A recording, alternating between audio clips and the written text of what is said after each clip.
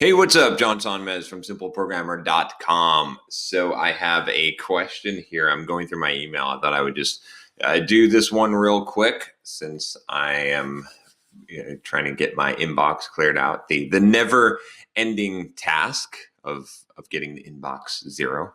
Anyway, this question is from Alex, and he says, "Hey, John, thanks for taking the time to read this. I'm currently living in San Diego, renting an apartment, and working as a tech support specialist. I also just started an internship for a developer operations job at a local startup where I'll be mostly learning server maintenance and full stack web dev. Currently, I ran into an opportunity from my mother, who living in a much more rural area of California is looking to move to Portland, Oregon, and wants me to buy a house there while using the money she will make from selling her home, 40K plus, while she lives in a guest house." Was that subconscious on the property? So she has the chance to retire in the near future. She'll allow me to have about 40K for a down payment on a house, which I could not get in San Diego, and be able to take care of my mother in her later years. My question to you is this an opportunity I should really attempt to go for? All I hear from markets like Portland is the housing prices are only going up, and that Portland is a difficult place to get a job. Is this a good opportunity to finally start a career in programming while getting a blessing with owning a house at the age of 22? Look forward to any sort of reply on this. I know it's a long one. Sorry. So, Alex, this is interesting. I'm gonna hit you with some things that you haven't considered here in this deal. So let's just look at this at face value here, like just kind of what you're asking here. So you're in San Diego right now, you're renting an apartment, you're working as a tech support specialist, and you just started an internship for DevOps position at a local startup. So that sounds pretty good, right? And I think that's, if you're trying to become a developer, you've got the in already. If that position is going to allow you to do some full stack web dev, it's a startup, right? A lot of that's good for, breaking into the field. So you're considering now, your mom wants to move to Portland, and she's basically going to get 40K plus that she's going to give you for a down payment of a house, and then you'll be able to get a house. You're 22. Like, this is probably a decent move. Like this, I mean, at face value, this is a good move, right? You're essentially getting 40K and you're buying a house. So now it depends on what you're going to do and what your situation is. You could buy a house without that big of a down payment in San Diego. It wouldn't be in a great place in San Diego, but you could, right? It's possible if you really, really wanted to do this. Probably difficult, right? If this is the only way that you're going to buy a house at 22 and you're going to get 40K of equity instantly, that's pretty good.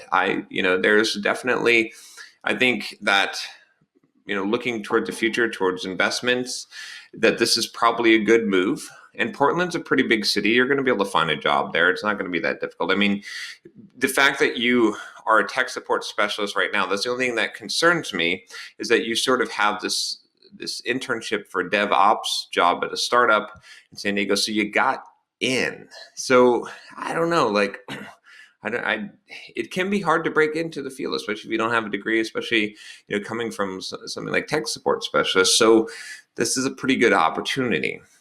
So now let's get to the tricky part of this, right? Which is there's an obligation here. So I don't know about this, man. I don't know what your relationship is with your family, but the fact that you're saying that, your mother is going to live in the guest house and that you'll be able to take care of her in her later years.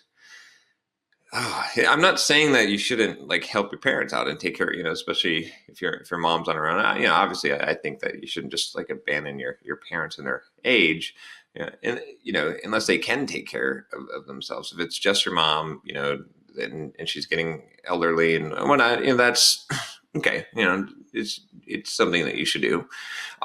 But I feel like you're only 22 and you're getting squeezed into this obligation pretty quickly. And if you buy this house and your mom's living in that guest house,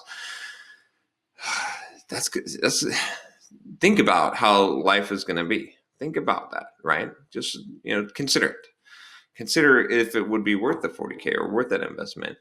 And consider how long term this will be, and if you're going to trap yourself in this situation. Because what you don't want to do is end up in this situation where you're 22 and you've got, the world going for you, and you're living with your mom in the guest house, and she's having expectations on you, and you're not able to live your life. You don't want to set yourselves up for this precedent. So I would think about this very carefully. I don't know enough about your situation to give you exact advice, but I do. The reason why I answered this and did a video on it is because you're not even considering what I think is the bigger decision. The investment decision, okay, I could see either way. I think, to me, the investment decision boils down to this.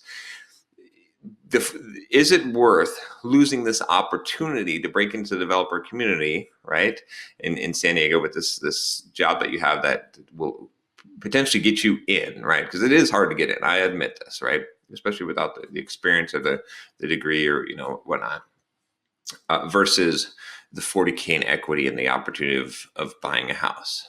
That is a tough one, right? Because that's a lot of money and maybe you can create the same opportunity there. That's a tough one.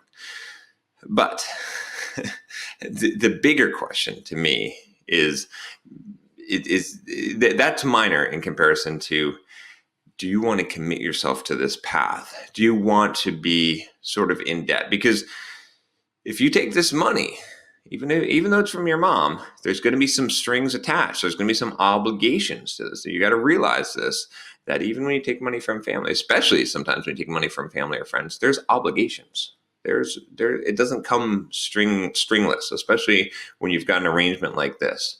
So think about it. It might be worth it, but if it is, you need to figure out, you need to do some real thinking about boundaries. What are your boundaries? What is acceptable?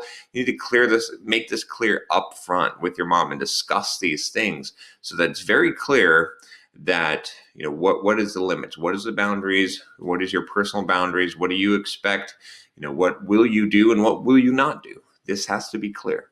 So, it's up to you. You got to make this decision. It's going to be a tough one, but hopefully now you're considering what I think you weren't considering before on this whole arrangement. So anyway, good luck. This could work out really well, or it could be really, really, really bad. So I don't know. I mean, if it were me, like just to give you, I probably wouldn't do this. I like to be independent and free, and I don't like to have strings attached. I don't like to owe anyone anything. I mean, I'm not saying I'll never accept a favor or go get but it has to be a huge, huge trade-off for me that it's worth losing some of my freedom, because you'll lose some of your freedom. So anyway, that's all I got to say about that. If you have a question for me, email me at jonasimpleprogrammer.com. And if you like this video, subscribe. Let's hear your thoughts, by the way. If you got some thoughts on this, leave a comment below. Talk to you later.